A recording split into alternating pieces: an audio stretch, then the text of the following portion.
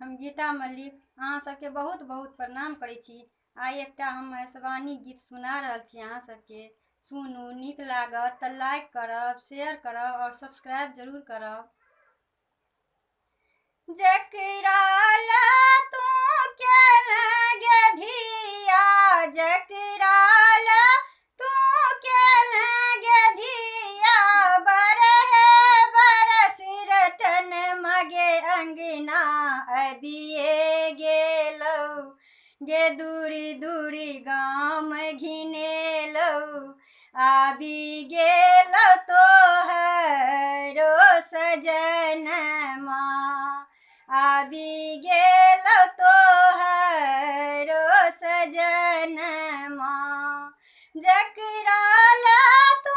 केलगे धिया, जकरा ला तू केलगे धिया, बरहे बरस रतन मगे अंगना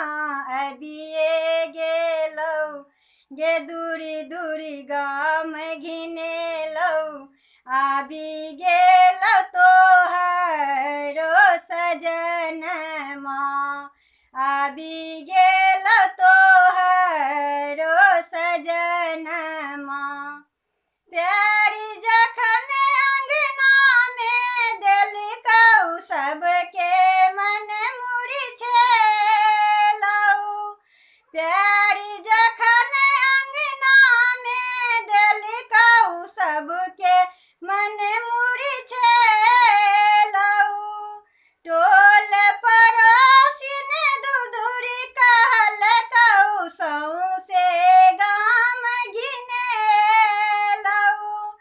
सब कियो भगलौ ठकबक लगलौ, सब कियो भगलौ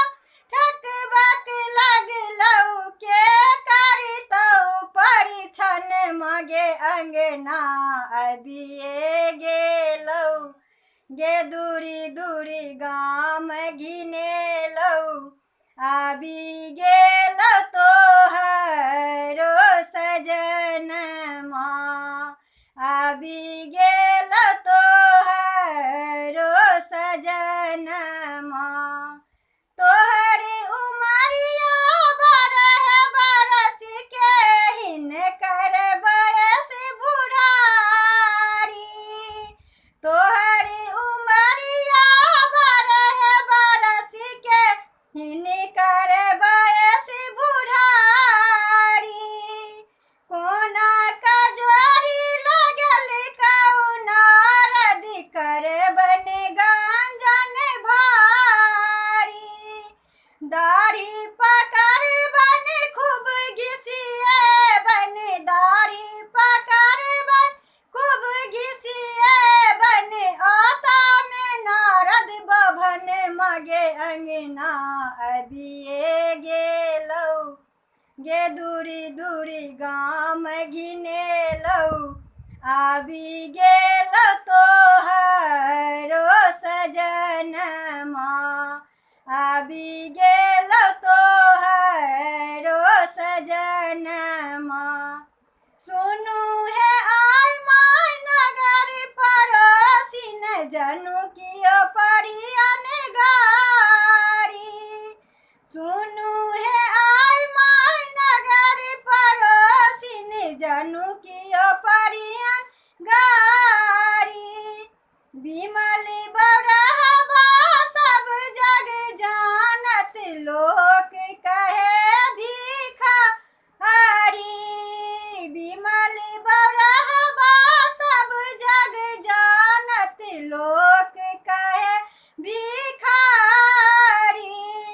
बड़ी तप केलियै शिव बड़ी प्यालियै, बड़ी तप केलियै शिव बड़ी प्यालियै, जुड़ेलै सबके नयन मगे अंगना अबिए गेलौ, गे दूरी दूरी गाम घिनेलौ, आबि गेलौ तोहरो सजनमा, आबि गेलौ तोहरो सजनमा। जकरा ला तू केलगे धिया,